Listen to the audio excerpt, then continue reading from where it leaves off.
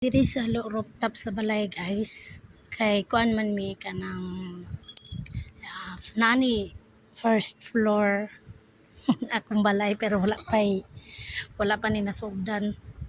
May siya na by 6 months masugdan na ni siya pero wa ni siya suga diri.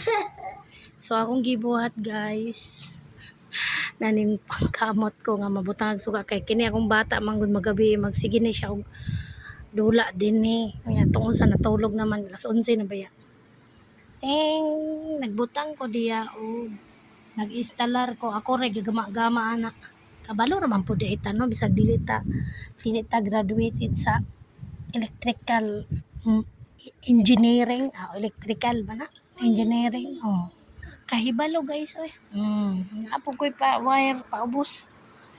Din akong balay guys, ang bintana ani sa akong kwarto mao ni bintana. Actually mao ni bintana nako. Katumoy ako ang kwarto kani kay imos kay Haron sa mga bata pero ang natulog din ni si Mami og si Haron. Then dito ako then ang bintana mao na siya ang washroom or bathroom sa ubos. Mao na siya.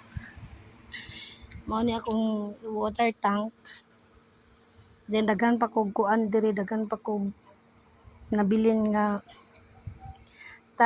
wall tiles para sa kusina.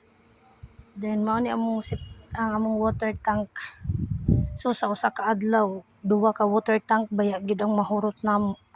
Grabe man gud pakaligoon akong mga bata. Og naa siya sa panghaw. Di ba tubig man ni kung mo hala pistol sa tubig man di ay ni kung mo overflow. Dili ra po dagway na oy. Mga kabot diya basta sa tubig man na siya. Nako gihapon. Then mao na siya. Then kini guys mao ni ang next sa amo ang balay nga area gabi naman dili mabalan. Una siya nya gaplano kung ba nga kwaon ni siya para sa kuan para niya. Kay kini nga balay para man ni siya sa amo ang ikatulo si Haron kini nga balay. Dayon na amay di ba ang first nga balay niya is dako, may first floor o second floor pero ang second floor gipaabangan pa na siya sa karon. Unya naman na siya anak dito nga usa ka babaye. Pero diri sa India mga langga, lasbi na sa among mga Muslim, ang kuan jud ang rights, may dakong rights sa mga bata is kuan ang mga lalaki. So kung dinhi ang imong anak babayi, labi sa Muslim, kini dili nako i-generalize sa kay wala ba ako ang ako ra gyud na nabaluan is sa amo ara mga Muslim, sa Muslim lang diri sa India diri sa among pamilya pero wala ko kabalo og kanang sa uban basta mao ni ang patakaran dinhi sa iyaha basta ingon ani ni siya guys. Kung papa ka o kung sa asset or sa property sa imong bana ang dako gyud og bahin is ang batang lalaki sa Muslim na pero wala ko ga generalize kay wala ba ko kabalo sa uban. Pareha ni isa guys, 85% sa assets or property sa iyang papa iyaha jud na. The rest 15% mao nay makuha sa batang babayi. Mao na siya guys ako jud kuan. So naamay mao na ang istorya sa akong bana so far. Mao ni ang ikaduhang property sa akong bana nga medyo dako. Katong dito una namong balay nga napatukod atong 2022 na kuan man to siya first floor o second floor pero wala ako dito nagpuyo.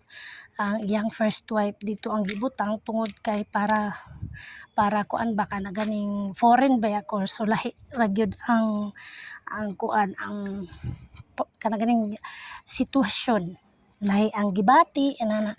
So ang nahitabo ang iyang first wife naa didto gapuyo sa ubos. Then ang second floor gipaabangan na siya karon og 10,000 kay dako biya siya. 125 square feet ang kadakuon. O nya mao to siya guys nga naa didto karon naay gaabang sa taas, then ang sa ubos ay ang asawa. Pero kana nga balay dili na siya buot pasabot nga naa didto iyang asawa, so, nga unang asawa iyahan na to nga balay no. Kaysa according sa ilahang kuan diri sa ako nang gikaingon sa labaw na sa amo ang pamilya is 85% magpaingon sa batang lalaki ug 15% sa bata nga babae. Then sa wife is 1818. So kan gina siya, fair gina siya. Dayon ang ako ang good guys is tulo ka buka akong bata. Tulo na sila ka lalaki. So ang among gisabutan nga kini nga balay dili na siya mapunta sa ako, dili po ni mapunta sa unang asawa. Kini nga balay mapunta ni siya sa amo ang kinamunguran si Haron. While ang kini si Isa naa sa karon naa pa siya duwa ka property nga kanang 125 square feet o 100 square feet dinhi sa city na siya guys, wala sa village. So ang nahitabo na siya nga kanang by kini ra pud nga lugar sa Otonagar pero layo-layo lang siya gamay diri sa ako ang area, pero nana siya iya kuno to ibaligya kaya ipalit ani nga lote next sa ako ang balay para sa among Isa ning kinamugulangan namo dayon. Si Muskiti mabutang ni siya didto sa dako nga balay. Then kato iyang bahay nga bata di ba diri guys, ang batang babae diri sa iyang pamilya or diri sa ila is ang babae dalon man na siya sa bana sa iyang bana. Didto na siya magpuyo sa either sa iyang balay sa mama sa iyang bana or kung in case kung dato di ba kabalo namang kita nga mauna nga dinhi sa India ang mga babae mo mo gasto sa lalaki.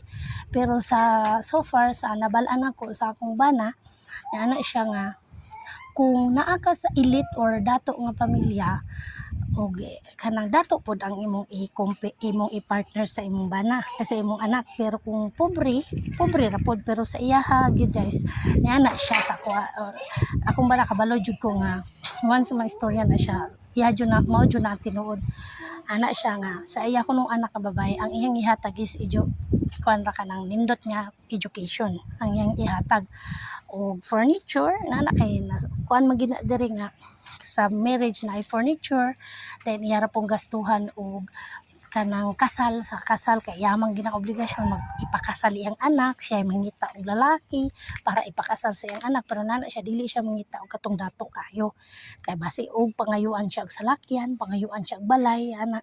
So niana siya nga dili siya anak, ang iya harapod is family circle rapod sa ila harapong pamilya para in case ug naa siya mahatag pero anak ko siya nanutan ako siya imo bang ihatag ang balay dito sa Pikas kuan beta ka ng unsa ngalan anang nangutan ako guys kay syempre kanang di gyud ko paperde no, di gyud ko paperde as long as I know myself nga di gyud ko magpaperde og rights sa akong mga anak. So ni ana siya no, dili na ko ihatag sa iya ang balay. Kung gusto siya mo puyo dito pwede siya mo puyo kuyog iyang mama kay sa akong nabaloan sa akong bana is naara siya as father sa iyang anak, pero about sa iyang asawa dili pud siya pwede mo bulag or mo divorce kay wala kay haram man na siya. Pero sa tanan gyud naka-focus gid siya, mag-focus gid siya diri sa amo or naa gyud siya diri. So far ako gyud nakita na nga naa gyud whole